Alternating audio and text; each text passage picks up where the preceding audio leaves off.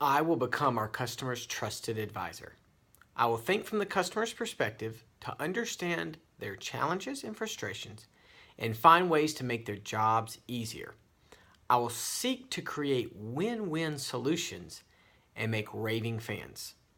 Uh, this pledge makes me think about the story of Joseph. You guys have probably all heard that story, but a simple recap. Joseph was, in Egypt, and his brothers had sold him into slavery and all that. And when he got into Egypt, he got accused of some things that he didn't do, ended up in prison. But even though he was in prison, he continued to serve those who he was around.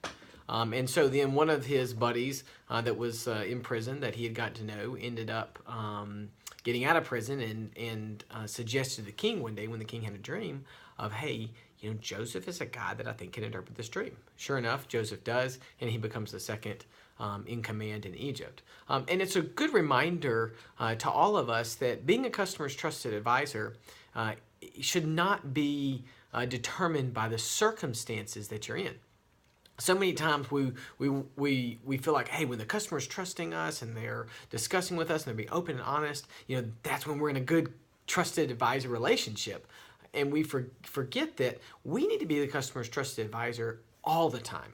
Even when they don't trust us, even when, whether it be that first cold call where they're not really sure about us, or whether it be something that, something that's happened, because things happen sometimes and we kind of lose some of that trust in the relationship.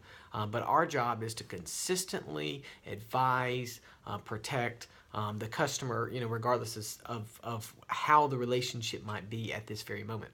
Reminds me of cardiology consultants. Some years ago, there was kind of some stuff that had happened. We kind of ended up on different pages with them. But that was a great example because even though that happened, actually the customer had even asked for hey, what's a buyout to get out of my contract? So it wasn't just they were a little bit upset. They were like, okay, we want to be done with this. So we'd sent them the information, hadn't really heard from them. But the team of people, in the help desk and operations technicians, accounting, etc., everybody continued to serve that customer and serve that customer well. And then about a couple of years later, after we just continued to, and we had some real problems in terms of our service with them that we had to improve on and that we addressed. And so it was cool to see a couple of years later that Leslie continued every year. I think it was one of the poinsettia, deliveries where she went down and was able to continue to be the customer's trusted advisor, helped them use their system to a greater extent than what they were already using, showed them some features they didn't know that they had. And ultimately that customer renewed their contract with us, even though they were at the brink of wanting to, discontinue their services at one point.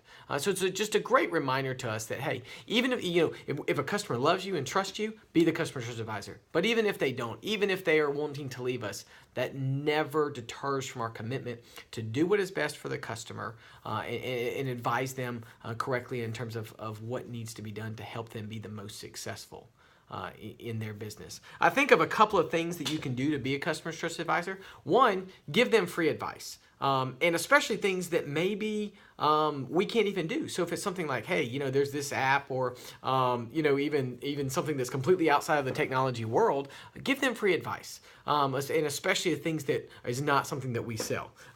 Two, don't be afraid to tell them no. Sometimes we always want to be, tell the customer yes, we think that's what they want to hear, and a lot of times they do, but remember that we need to be honest and straightforward with our customers, and sometimes that means that we need to tell them, no, hey, that's not the way it is, or that we can't do that, or whatever. So don't be afraid to say no.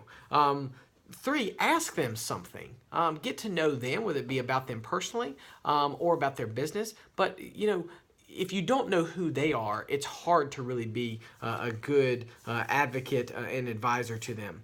And then finally, just live out our pledges. Whether that be something like be proactive or act with integrity, be great about communicating with them, be passionate, be the third egg, all of these things, the pledges, doing those things is a practical way to be a trusted advisor to our customers.